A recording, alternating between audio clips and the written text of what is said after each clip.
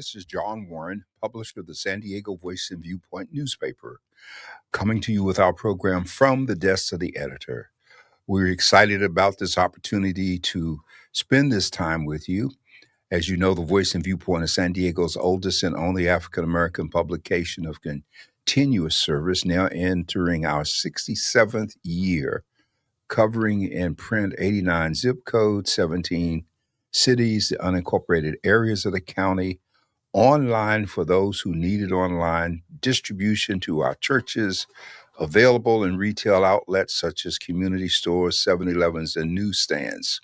And so our motto has always been a people without a voice cannot be heard, as we serve San Diego's African and African American communities. I'm excited about the opportunity to be here with my dear colleague, Dr. Leonard Thompson III, as we continue this process. This week, we're having an open mic approach. He's going to tell you how to join us. And we're about 3 weeks away from the election, so certainly the conversation is going to be political, but we welcome your questions and your input. Yes. Well, good evening, everyone. Tonight we are streaming on multiple platforms. We're on the Voice and Viewpoint Facebook page, GOD Radio 1 Facebook page, Gospel, not Gospel on Demand, but streaming on demand Facebook page, Instagram, YouTube, LinkedIn, as well as we're on the website, GOD Radio 1, and also on the app GOD Radio 1.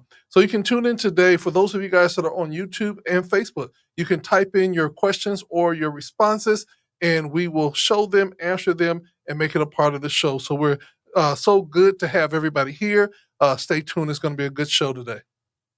Well, I'm glad that we're back, and I think you mentioned they could call Thompson. No, we're not going to do call-ins. We're just going to do type in. Okay, because we're on the platforms. Yes. Okay, great. All right, so we're glad. You know, we've had to miss a couple of weeks.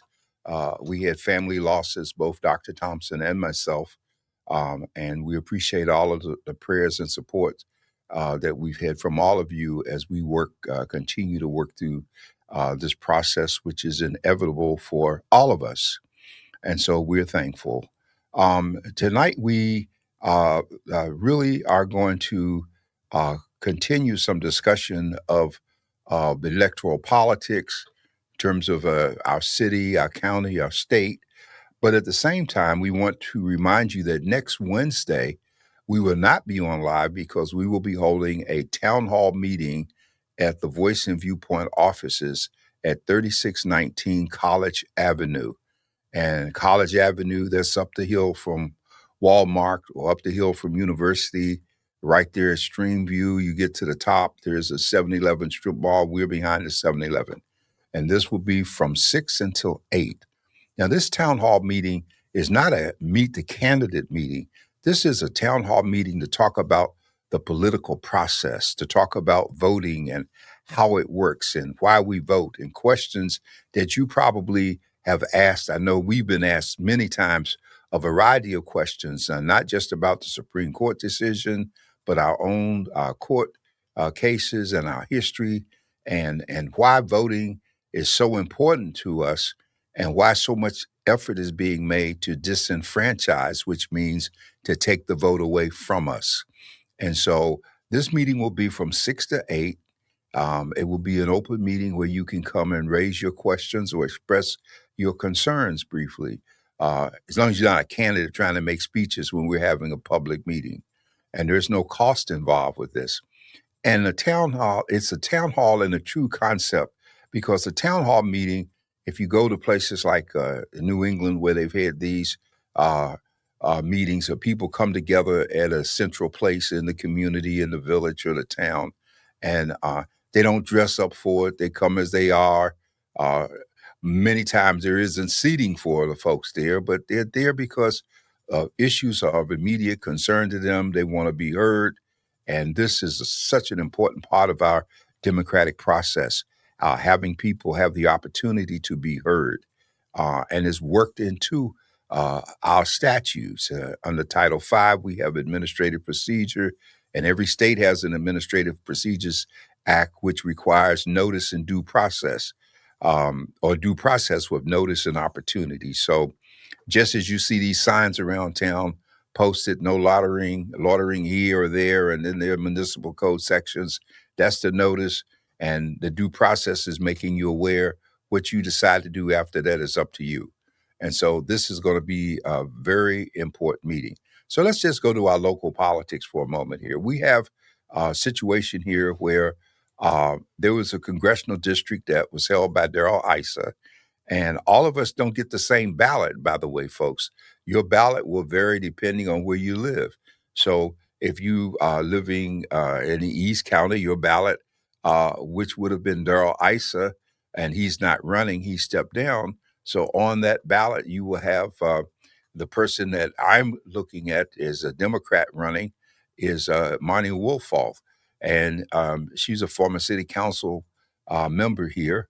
And she's running because after we passed Prop 50, um, the whole idea was to create at least 5 redistrict areas that Democrats would have a greater chance to get elected in. Since Trump started this whole mess in Texas when he got them to redraw their boundaries, and they knocked 2 black seats out, virtually Al Green and Jasmine Crockett, which means they could still run, but the likelihood of them getting reelected the way it was going was not too great.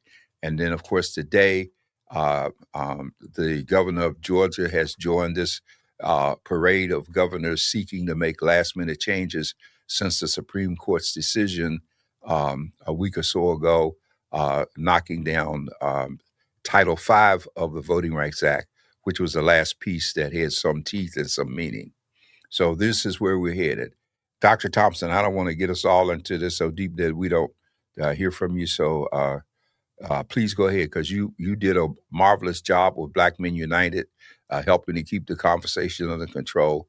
And sometimes I get carried away. Well, Dr. Warren, it's very important that we take time out to literally talk about what is taking place in local and state elections, as well as what's happening national.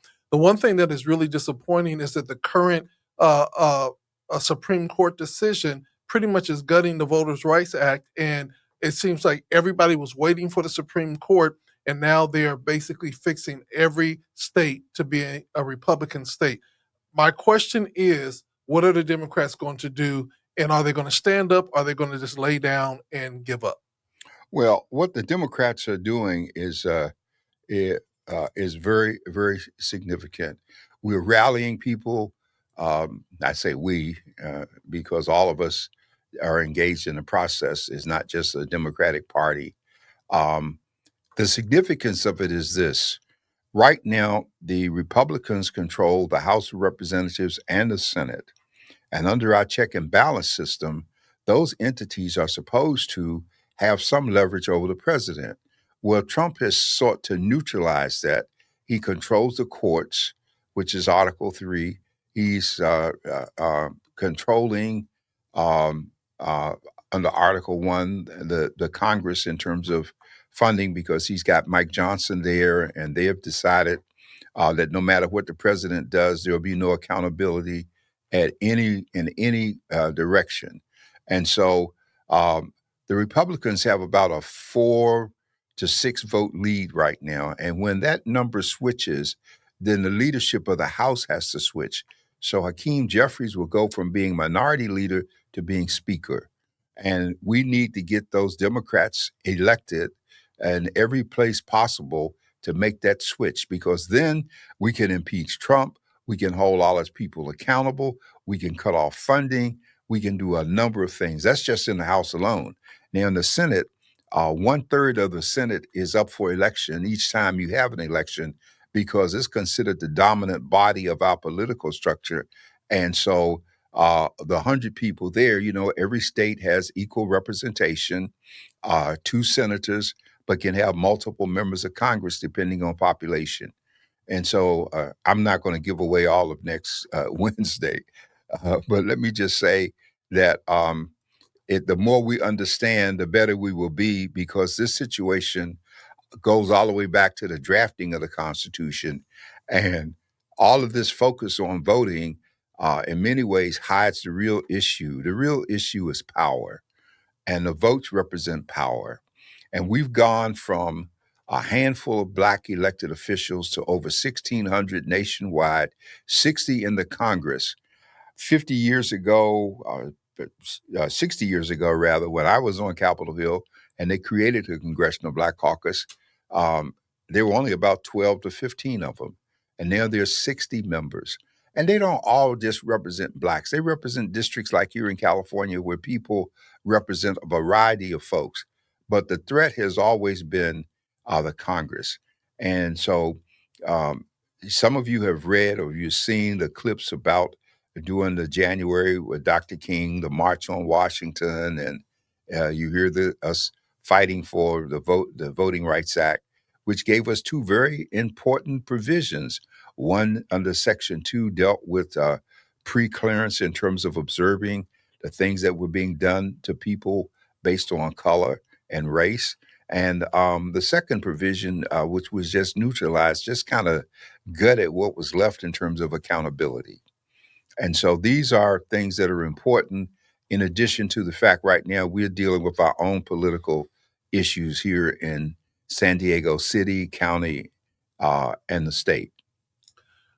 Well, just a lot of people are paying a lot of attention right now to the whole third election or third run for supervisors, and that's going to come down to a showdown this Tuesday. What's your thought on it? Should the supervisors get a third term? No, they should not. And I think that people, well, there's a selfishness in it. One particular supervisor is, acting like she's concerned about the people, but she just wants to extend her term and her time in office. Okay. And that's Tara Lawson Remer. And so she's the one, as I understand, that's behind all of this. But let's turn the clock back a little bit. When I first came to San Diego some 40 years ago, I worked for the county council, the county attorney's office. Mhm. And in those days, we basically, with the exception of Leon Williams, we had 4 Republican white uh, um, supervisors. And we struggled to put term limits on those 5 seats, which cover this county, which is a vast area. Most people in the city have no idea how big San Diego County is. It's one of the biggest counties in the state Mhm. in terms of resources, our land mass. And so um, by imposing term limits, we took some of that control away because every city in the county that's not a charter city, like San Diego or Chula Vista or El Cajon, um, is a general purpose community. And Okay. general purpose means it's under the county and it's under a whole set different relationship with the state.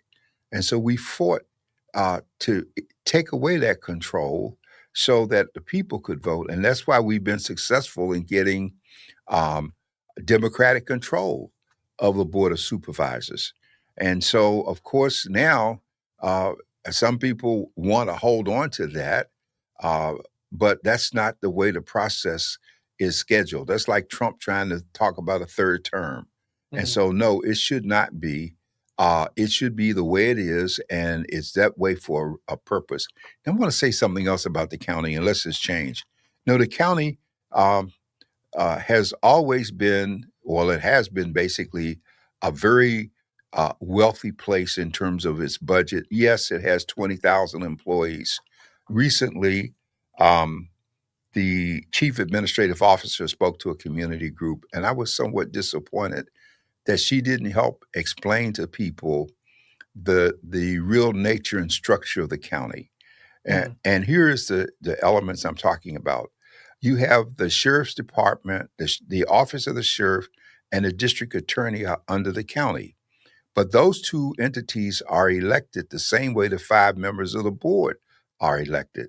The difference is the county's control over them goes to the purse strings Mhm. because the county has to control the budget. So Sumner for the district attorney's office has like 1,100 employees. The Mhm. next biggest entity in the county is Health and Human Services, with the thousands of employees that they have spread through all these agencies and various departments there. But one of the unique things about the County Board of Supervisors is that in the past, each supervisor got $1 million discretionary fund to give out in terms of money and programs within that area. That was a lot of power and a lot of influence. Mhm. A great deal of that is still in place, and Monica had an opportunity to do some of it.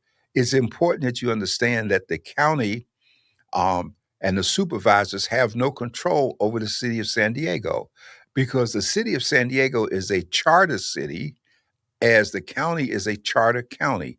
So Mhm. the only way these two elements can work together is to have what they call intergovernmental relations agreements. And so even though we want to talk to candidates about health issues, all health issues are handled by the county. And even though we have a housing commission for the city of San Diego, the Mhm. county has influence over homelessness. So homelessness monies that have not come directly to us have come to the county, and we have had to work collectively in terms of sharing those dollars.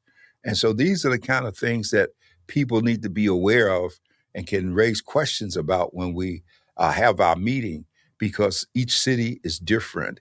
And I guess they want to expand the timetable for the Board of Supervisors because 2 years ago, the uh, the terms for the sheriff and the district attorney had 2 additional years added. They have 4 year terms of office and they expanded each one to 6.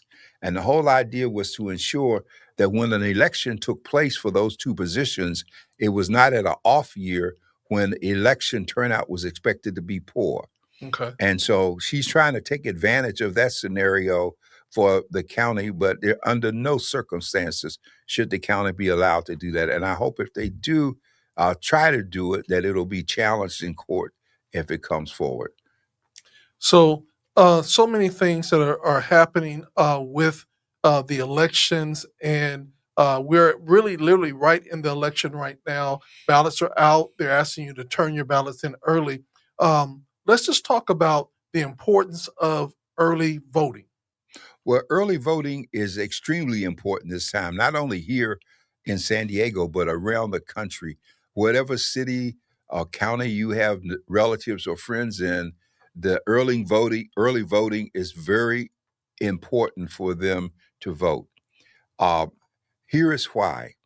And California has been one of the slower states in terms of getting the votes counted and getting the return in. But the reason that is so important is that there are a couple of things underway on the part of Trump to frustrate, frighten, or interfere with the election. One of the things is that the post office department has moved in the direction or been instructed that on election day, unlike in the past, you could not just drop your ballot in the mail, and because it would be time stamped on June 2nd, then it would automatically be counted. Well, this year we have a situation where that's not going to happen. And so if you're voting by mail and you don't get your ballot in before June 2nd, it might not be counted because even if you went to the post office downtown or Carmel Mountain or wherever and dropped it in the box, there's no guarantee it's going to be date stamped, and it has to be date stamped. So that means if you want it date stamped, you need to take it to the counter in whichever post office that you use and have them put the cancellation stamp on it right in front of you. Then you can put it in the box and you will be sure that it'll be counted. There's a difference between when the ballot arrives and whether or not the ballot will be counted. And so we don't want to get confused on those 2 points.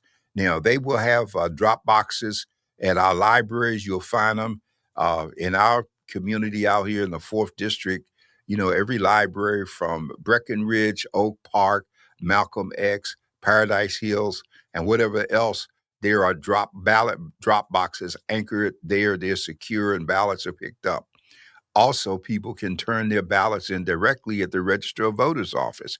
They have people out there, or they will, with bags to take the ballots, and you can also walk in and hand your ballot in. So the ballot is important in terms of how you handle it, or if you put it in the mail, they have it so barcoded that you can track your ballot.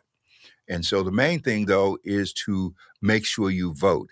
And if you have moved and you're not sure how it's going to go, if you don't have time to go out to the register of voters because you're working or otherwise, any voting location you go to, you can ask for a provisional ballot.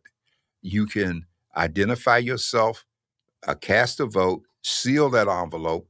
That ballot will be set aside. They will only be counted after the returns that come in terms of election day. So that will be a way, and then they can verify if you who you say, and if you turn out to be who you say you are, then that will work. We know that Trump wants to do things like place ICE agents near voting sites to try and intimidate people. We've seen in some states people run out of ballots because Trump has been successful in getting a lot of his followers installed as election officials in the various communities around the country. So there's a great deal at stake. And, you know, Dr. Thompson, you asked me a question. I hate to give you encyclopedia, but there's so much connected to each item.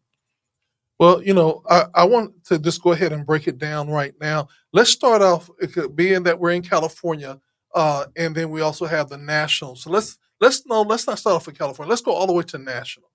What are the key races that we can influence out of our cities that are so important in this term, in this election period?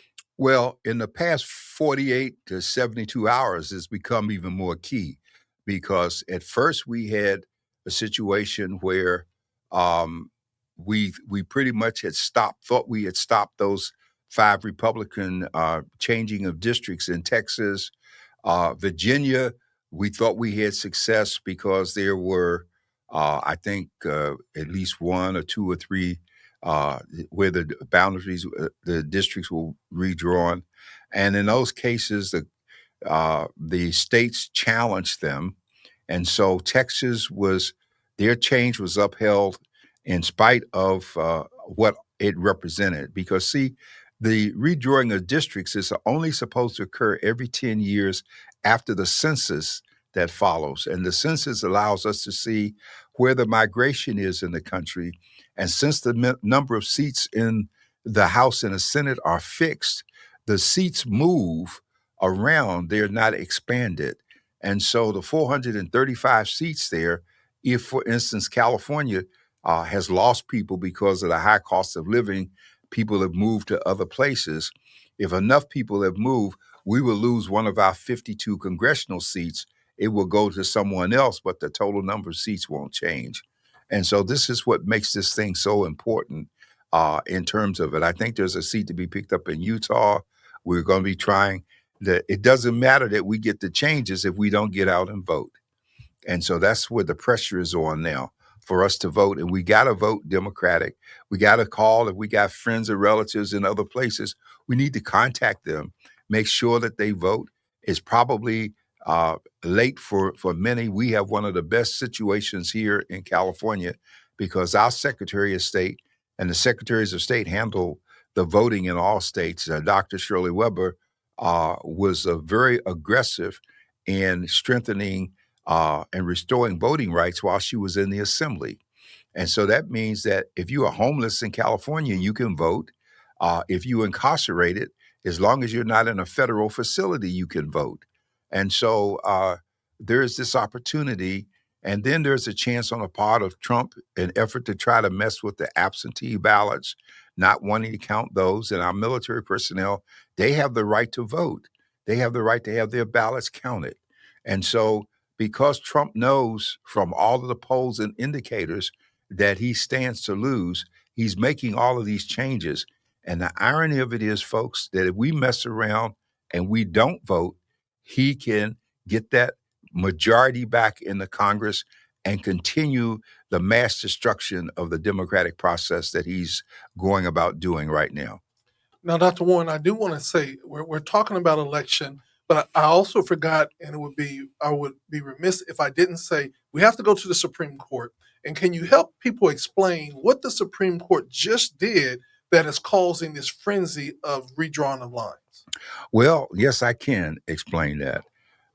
First of all, you know, before Obama went out of office, He was trying to make an appointment to the Supreme Court, and we know that senior senator from Kentucky blocked that appointment, said the new president. That's never been done before. We've had all kinds of outgoing presidents in the history of the court making appointments. And so what has happened is between that, Gorsuch and the woman they put there, all of the movement, now we have a Supreme Court that has 6 conservative people in it. And 5 of them are, I'm sorry, 4 of them are white males. Clarence Thomas, you just as well call him one. He's just embarrassing in terms of what's happened with him. And pretty much the new woman that was placed on the court. And so Ketanji Brown and Jackson and 2 other members, Sotomayor and one other person, those 3, they are a minority. They are the dissenting votes. What happened is that a Supreme Court, which first upheld voting rights when it was initially challenged in 1965, right after the case, it was signed into law, and they went in to challenge this whole thing about color and race and how it worked. That court has changed in terms of its makeup. And so we've seen this court expand the powers of the presidency in an unprecedented manner. We've seen them rule in such a way that there is no longer a check and balance because they do pretty much what the president wants. He's even reached a point that said he can't be tried or held responsible. And Trump at one point said that he could kill someone on Fifth Avenue and nobody would do anything. People thought it was funny at the time he made the statement, but it's basically has just about come to that in terms of the way the court's functioning. So it was expected that this court would do what it did, that it would move to nullify Section 5. They had already, in 2013, killed Section 2. And those sections of the Voting Rights Act were important because they allowed the Department of Justice Civil Rights Division to send people in to monitor elections and to stop having elections manipulated and played with. You see, we have generations of Black folks today. We're about 3 generations removed from the time when if a Black person showed up to vote, they would put a jar of jelly beans on the counter and ask you how many jelly beans were in the jar. And if you couldn't tell them, they would tell you didn't qualify to vote. Or we had the poll tax, which was designed to make sure that only white landowners voted. And yes, there were some Blacks who had land and they did vote. I mean, when we look at what happened in 1865, Mississippi, of all places, was the first state to have 2 Black senators. Hiram Bruce was one. I forget the name of the other, escapes me at the moment. One served for 1 year, and then one served a full term. I think Bruce is the one that served a full term, elected in 1871 through 1876 was the time that he served. During this time, Blacks were buying land during Reconstruction. They were voting. South Carolina, we had the first Black superintendent of public instruction. And that's significant considering in the South that you could be executed for teaching a Black person to read. And so this was important. And we came on up, North Carolina, my great uncle, first Black congressman from North Carolina. And we saw the kinds of things that Frederick Douglass did, but because he was in the District of Columbia. So, yeah, this is an important history, Dr. Thompson. Okay, with that being said, what I want to do is now go to state elections. Right. Because there's a lot going on in the state. I have never in life, and I want to say it again, in life, I am 61 years old. I have never seen this many people running for governor. And all of them got all this money to run for governor. And some folks is saying they running for governor, but we don't even know if they ran for anything or been a part of anything or did anything before they running for governor. So let's just start off with the governor's race. You know, people want Gavin back. People want this. What we going to do? Because I think that, are we just going to the billionaires? Well, historically, billionaires have not fared well in California in terms of getting elected. Mhm. We've had him before come. Steiger has run before, and here he's coming again. He's a billionaire. So far, he spent about $150 million on this campaign. Mhm. Not very much of it initially has been spent with us, and so that's getting to be a point of contention right now because he didn't seek to reach out to us and be inclusive. This is key. We have 12 people running for governor. Well, hold on, Dr. Warren, because when I got my ballot, it was way more than 12 on the ballot. It was more like 24. Well, when I say 12, I mean 12 real people. yeah, I mean, you got some real people. You got in terms of Democrats and Republicans, Mhm. because you also have the Green Party and all Mhm. these other parties. And if you got one of those sheets, you can go through there and you can see how the people line up in terms of who's running for office. And so I would think there are 5 people that are considered contenders for the position at that time. Steiger is one. Becerra is the second one, and he's a former attorney general, former congressman, former HHS secretary under Biden. I think it was Biden or Obama. I might have it mixed up. So that's important.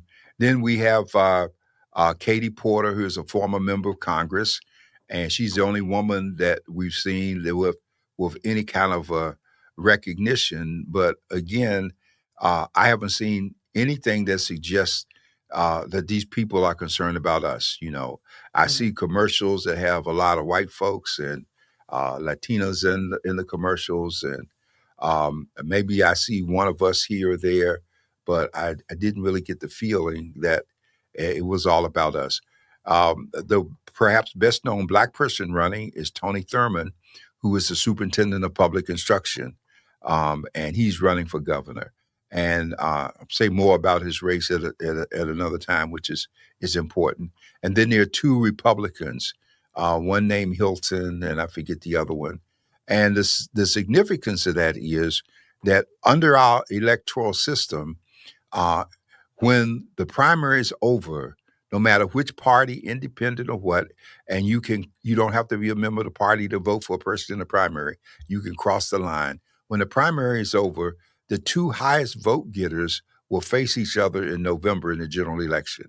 And so many people are afraid that by the Democrats splitting the vote in so many ways among friends and Star Trekkies and all kinds of crazy people, that they are opening the door perhaps for the 2 Republicans to be the high vote getters, because we know that the people who support the Republican Party, conservative, mostly whites, and there's some blacks in there that go down that road too, that they're going to focus their votes on those 2 individuals, trying to get them to the runoff. Because if that happens and we don't have a Democrat uh, in the top 2 runoff, then it will be a done deal that California will have a Republican governor, which should never happen when you got a Democratic assembly and you have the kind of leadership that we have, but you can't overcome the petty bickering and get people together to stop fighting for something in terms of wasting votes. So we're dealing with the governor's office. Can we go down to the other key races, the senator, the assembly people? Well, Is there any? before we go to the assembly, Okay. we got the lieutenant governor race, and we have Fiona Marr or Michael Tubbs running. We have an insurance commissioner race, and we have a Jane Kim or a Stephen Bradford. Those people seem to be coming up uh, in terms of their names. We have the state controller race with Malia Cohen, who is running for controller, and she's already in office. We have Dr. Weber running, she's a constitutional officer. Dr. Weber, Tony Sturman, Malia Cohen, um, they are constitutional officers along with the governor and the lieutenant governor. Mhm. And so Dr. Weber is number 3. She's running unopposed, which is very significant and very important. Okay. Malia has some Republican contentions running, and there are some problems there from my standpoint, and we'll talk about those because there's sometimes people get in positions and they should be able to be of some help to their communities without violating um, the law in terms of favoritism, and they end up being afraid to do anything, and they do less than other folks. And so I'm very concerned about how that works. When we come on down, we still have people running in the for the Congress. We have Vargas is seeking reelection. Sarah Jacobs is seeking reelection. Scott Peters is seeking reelection. And I believe Monty Wolfall is seeking that new redrawn district in East County where Darrell Issa was. And so that's one of the seats that we would like to pick up for the Congress. And if that can happen, that will be significant in terms of holding on to. We don't know how we're doing otherwise, but up north there's seats. And the tragedy is that we in California should have been paying attention to these seats long ago. There's no reason that we should have had 52 um, members of Congress and allowed 12 Republicans to slide through. All right. And so we've had a special election because of Sawwell's vacating his seat behind the sex scandal. And the special election that Newsom called will put someone in there, I think about July, and then they'll have to run again. But the whole idea was to try to give a Democrat a leg up so that we wouldn't lose it and just have an open race with the Republicans having a chance to gain a seat. And so that's how important, that's the importance of the politics. And this is why I keep saying, Dr. Thompson, I'm very specific. You know, I'm not a fan of Sarah Jacobs, and I don't think that she has really embraced our community as well as she should. We've never had any real contact with her at the Voice and Viewpoint other than the one time we met with her when she first ran. A lot of people feel that that seat was vacated by Susan Davis so that she could run unopposed to get in. And we know that Grandpa has Qualcomm. So she also held a key position or an appointed position in the Obama administration. And it was a strong feeling there were contributions that kind of greased the skids there.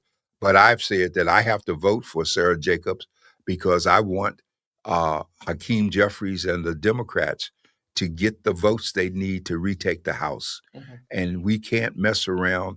And even though people are not where we want to be, and harm the whole game because of one or two persons. So I can't let my personal concerns interfere with the need to get that democratic control so we can put a stop to the madness that's going on. Well, I think that's what's really, really important at this point is that we have to also separate what I call personality versus policy and politics. A lot of times we vote for people based on personality and have no idea what their policies are or even their agenda items are and what they're pushing for, what they're voting for, what they're putting through. But at the end of the day, we have to look at always the bigger picture. And the reality comes, which I'm very concerned about, Dr. Warren, is there does not seem to be an urgency with the Democratic Party. Well, the Democratic Party, since time memorial, has always taken the black vote for granted, and they continue to take us for granted. And the Republicans ignore us, and so between them, we're kind of left out there.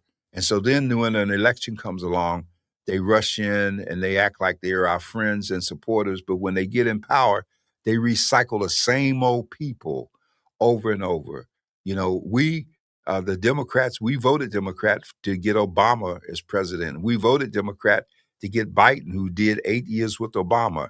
And then we voted to support Kamala, who did her years with Biden. And so, yes, these are good people that were doing things. But once they are in power, those elected officials that stream down, they don't really reach out for the most part to try to expand the party or draw in new people. We have very weak Democratic clubs here, even though recently they just had a Democratic dinner and it was full and all kind of people were there and the whole bit. Yeah, we have that, but that's not the true measure of everything going on. And so this is what's important. Yes, and I think that really the key word is taking the black vote for granted. Yes. We cannot let the black vote be for sale, and nor can we allow people just to think that they automatically have our vote. Right now, the black vote will literally determine elections after election after election. So we can't sit back and say that our vote does not matter, because it truly does matter, because the races are going to be close. There are going to be people that are going to be afraid to go even to vote for fear of harassment. And so if we don't get involved and make our vote and our voice heard through our vote, then we will find ourselves again going further and further back into the history books of what we would call oppression, slavery, and everything else. Well, here's a big problem, because a lot of us are being convinced that if we don't vote for designated people, then we lose and we don't have a choice. So they can kind of ignore us as an add on, maybe show up at a church the Sunday before the election, and that's it. I'm telling people, don't vote slates, vote individuals, if you will. Okay. And because when you vote slates, you let people get a free ride that shouldn't be.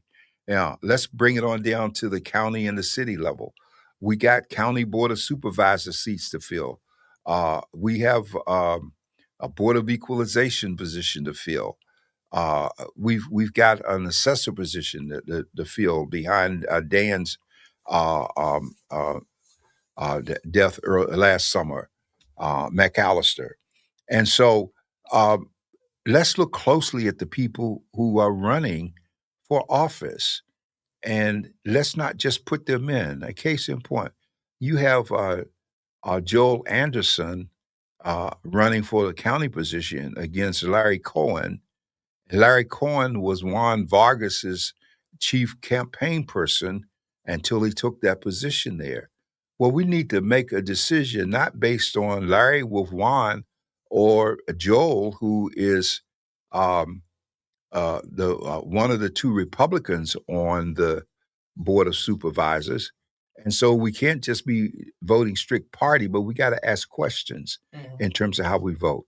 And I have suggested that if it comes down in the governor's race and you can't decide, then we got a black man running there who doesn't have the money that these other people have. But give the vote to him. Here's why how we vote is important, the fact that we vote, because once this primary is over, they're going to go back and do an analysis of where the votes were, because they're going to need votes in November.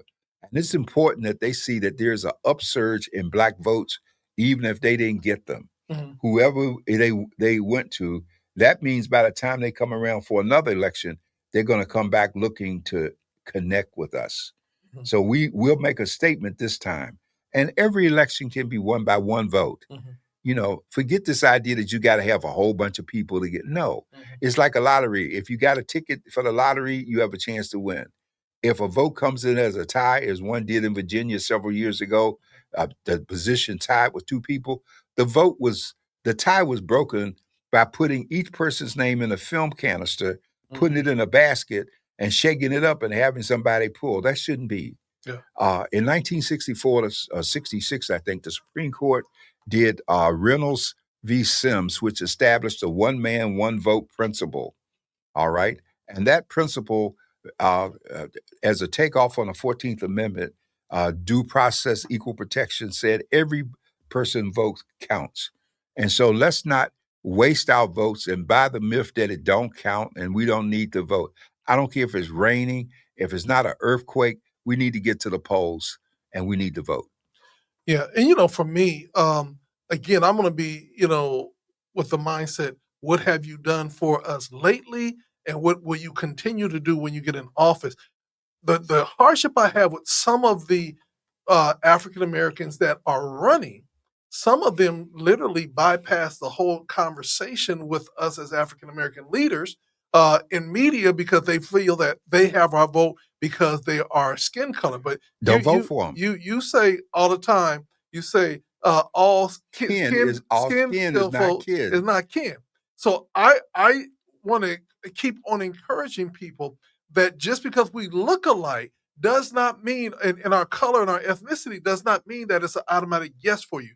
I need to know that when you get in office, that you're going to do something because one of the governor people that are running, when I met them, they were just hee hee ha ha. But I'm like, well, what is your policy? What are we going on? And it was just like, let's buddy. I'm like, I'm not here to be your buddy.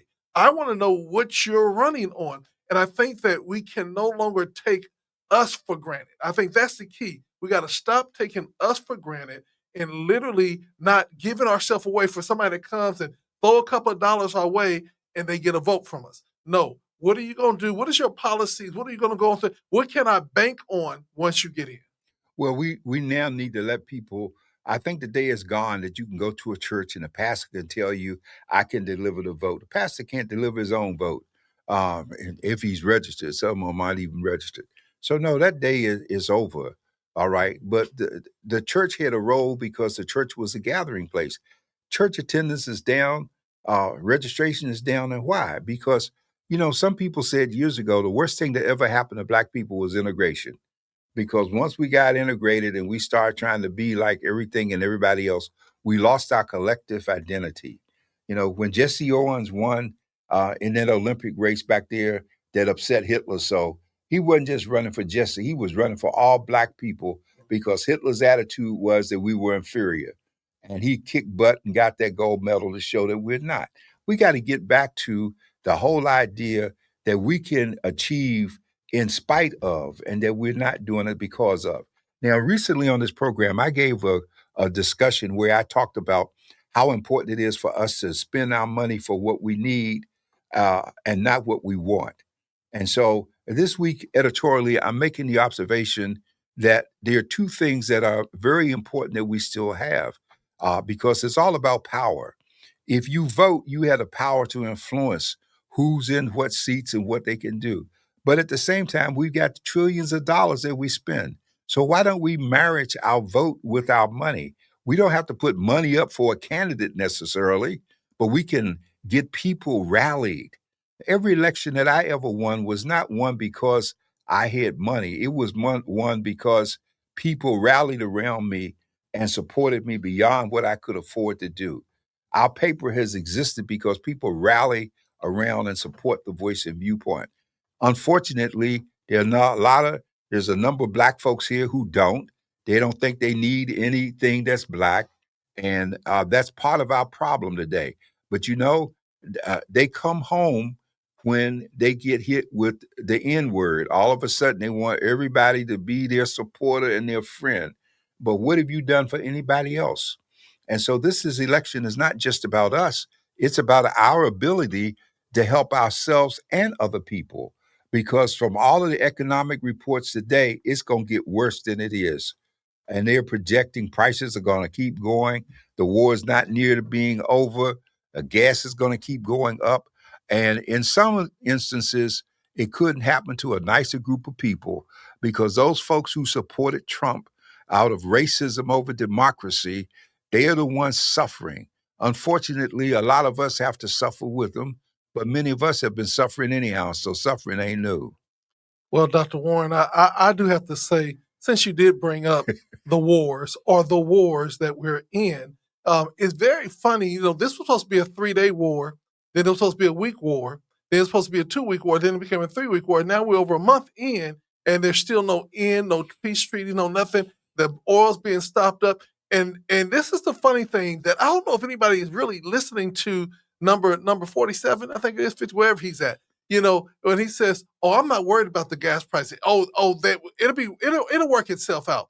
And I'm like saying, so he just blew off all of America, who is struggling with food prices on the rise, gas prices on the rise, and he basically looked at it and said, "Oh, no big deal. Y'all be okay." He said it yesterday before he got on the plane to Beijing, and J.D. Vance tried to clean it up, but we got it on tape. He says, "I don't care about America. I don't care about any of your problems. All I care about is them not getting nuclear." Now, CIA latest intelligence thing says they done restored half of the things that were blown up.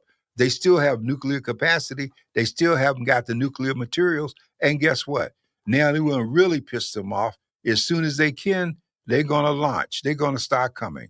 Okay. And he didn't give any thought to any of this. He's over there in Beijing sucking up to Xi Jinping or whatever his name is over China, and China is replacing us as the most stable entity on the globe because we have a fool running the nation, and people look at us and say, how could these people have this person and not do anything? Because in any other form of government, he would have been removed. Now, let me ask you this question now. I had the pleasure of speaking to a nuclear scientist, a person that goes around and reviews nuclear plants and things of that nature. And she looked me dead in my eye and she said, "Oh, what they just blew up is not a nuclear site anymore. They moved that stuff a long, long time ago." Of course they did. And she said, "You see those craters? Not deep enough. No. They're much further down in the ground than they're saying." So she's literally saying, "I'm not talking from what I hear. I'm telling you what I know. I've been there. I've seen it. They're not even putting a dent in this nuclear program." And all he says is that they don't need to get a nuclear weapon. They already have it. They just haven't used it yet. According to the statistics, I think they have enough material to make, I think it's 9 nuclear warheads at this point. Yeah. Okay. And they dug further enough down in the ground so that when the bunker busters, those are the bombs that are supposed to penetrate into the earth, they are down further than the bunker busters can get. Exactly. That's why we got 15,000 troops over there. Well, you know what? You think Custer got slaughtered at the Little Bighorn? Put 15,000 troops in a country that's got hundreds of thousands people, military ready to go, and see how many body bags you're going to ship back with them. And we're just sitting there letting it happen. And food prices are going to go. Produce is going to be unreal. They're telling people right now, buy all the canned goods that you can, tuna fish, canned vegetables or whatever, because fresh stuff is getting ready to go through the roof because no fertilizer. And with no fertilizer, we're missing planting time, if you will. No soybeans because we've messed all of that up. And I mean, in every instance, the dismantling of this country just to eliminate people of color and a voice on the part of the people is part of what has been a plan that has been decades in the making. See, we're missing this. All stuff didn't just start. They've been doing this for decades. They've already figured out how long it's going to last, when they got to stop and start over, whatever. It's already there. That's why the pressure is on. And we're still on recess. We just got to come harness this money that we have, folks. That's our greatest weapon in a capitalist society. No matter what the president says and his billionaire buddies, when you stop spending the way they want you to spend, then they hurt. You don't need to go. I see a homeless man on the street corner with a bag, a bucket, asking for help, but he's sitting there lighting up a cigarette. Well, last I checked, cigarettes cost about $15 a pack. Okay, this is what I mean in terms of not being conscious of where we put our money. Well, last but not least, I want to stay with the president. I just saw a commercial that's been running every time there's a commercial break on streaming TV. There's a commercial that is a celebration of Donald Trump because he has basically loosened up the stipulations for flavored vaporizer. So for all those people that wanted to vape and everything else, now they can go ahead and do it. You know what I'm saying? And Donald Trump has loosened up all the restrictions. And so now the whole thing about vaping, it went underneath the rug, but now it's back on the rise. And they're making tons of money, and they're giving it all credit to Donald Trump. Well, let me back you up. You know, I always want to give you more the rest of the story. And what happened is cigarettes, tobacco, and alcohol have always been under alcohol firearms control, beverage control in terms of the Treasury Department. A few years ago, they moved cigarettes because of vaping from AFT, alcohol, firearms, tobacco, to Health and Human Services. And that was part of the war that we saw up in San Francisco when people passed legislation to eliminate vaping being available, because no longer were we dealing with, like we are alcohol, where we got a seal. We got to have a government stamp on every pack of cigarettes. That's the issue that we have right now with marijuana, because marijuana is a controlled substance still, but states are being allowed to push it and sell it. but the sellers of marijuana can't put the money in the bank because the banks are controlled by the federal government, and the federal government won't let you open an account for an illegal product. And so we just got to start doing some homework, folks. We got information overload available, and that's the idea. Give us so much that we can't digest it, and then we miss out. Well, Dr. Warren, we're at the end of our show today, but I do want you to remind people of the event coming up this coming Wednesday. Like they said, class will be in session. Yes. So tell us about it. Well, you must come. We're going to answer your questions in terms of the electoral process. We're going to teach you some history and background. We're going to take whatever time that we need to take. We're not serving you hors d'oeuvres, and we're not doing anything fancy for you. This is an opportunity to prepare yourself so that you can make a meaningful contribution going forward. Yes. And so you can come early if you like. Doors will be open. We got parking there for at least 70 or 80 cars if you park with consideration for other people. Mm-hmm. And we're looking, it's not going to be streamed. We're not going to have it on Zoom. It's, some people are complaining that they want to get out more. Here's a chance to get out in person and see what happens. Yes, and if you would like to come early and have refreshments and hors d'oeuvres, whatever you bring, we will consume with you. Can I get an amen? Bring your own brown bag. With that being said, this is from the desk of the editor with Dr. John Warren right here on GODradio1.com. Y'all have a blessed evening. Be blessed.